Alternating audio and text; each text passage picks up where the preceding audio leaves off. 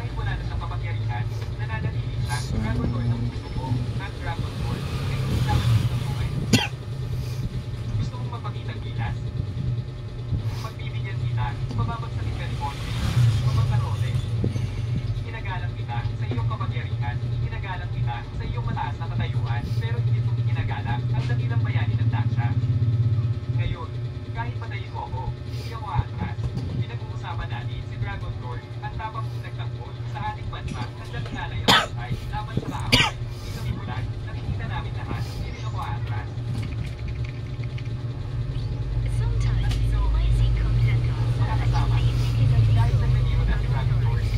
Hindi mahalik ang privacy. Para sa Daksha, hindi namin malilimutan ang kanyang kabayanihan, ang pagtulong kay Miso, ay pagtulong kay Dragon Lord. Ikaw mabibilang.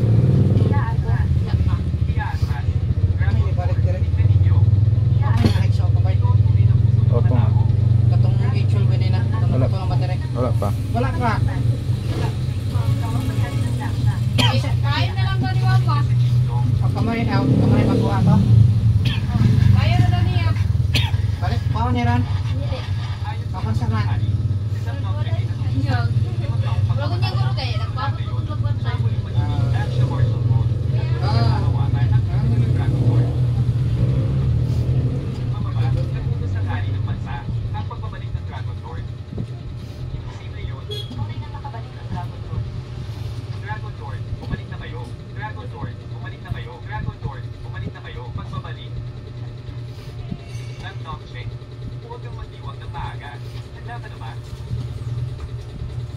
Alis na kami.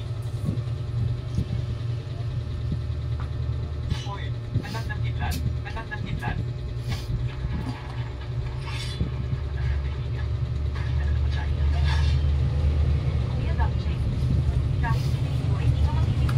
Ayun, open na browser.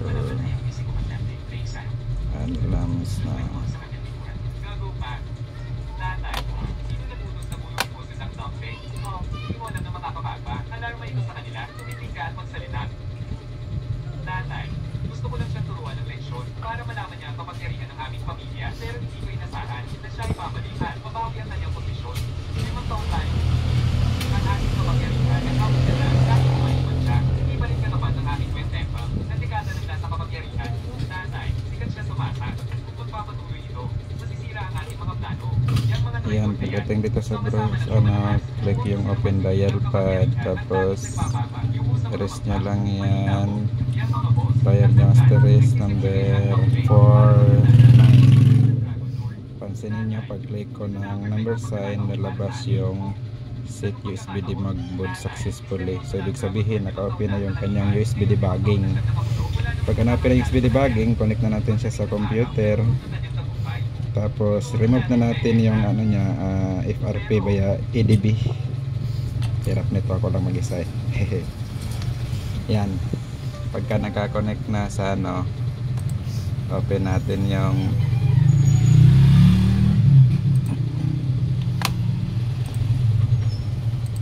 punta tayo sa ating tool. Ayan, ito yan. Click natin yung always allow. Allow. Nakita ko lang siya ha.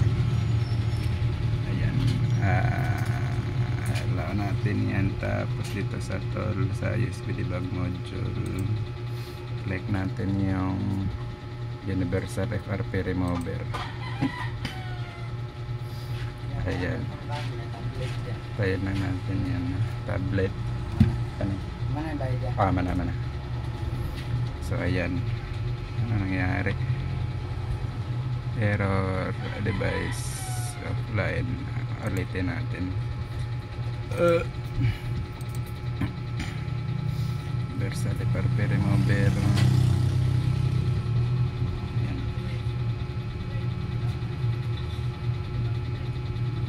Bakit operation failed? Ulit natin USB debugging. Nag-fail na nga ulit.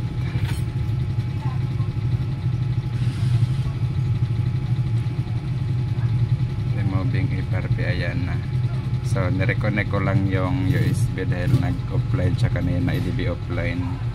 So ayan, pag reconnect ko, ulitin ko sa tool. Ayan, lumabas na yung removing FRP operation finish. Yung cellphone naman, ayan na, oh, nagbukas na siya sa ano, pinakamino niya. Tapos subukan natin kung maswipe ba siya pataas.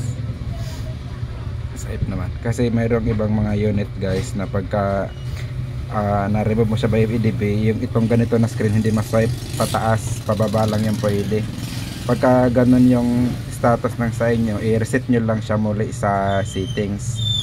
Pero itong sa tanggap natin ngayon, okay naman siya. Pagka i-open natin siya sa lock screen na sa swipe naman, so hindi na natin siya kailangang i-reset pa ulit sa settings. So ayan, okay na. Ano to siya, Tecno Spark Slim. Tecno Spark Slim, Android, ano bang mo, ano ito? Android 15, ayan, Android version 15. So remove FRP lang natin na via EDB sa Samtrix.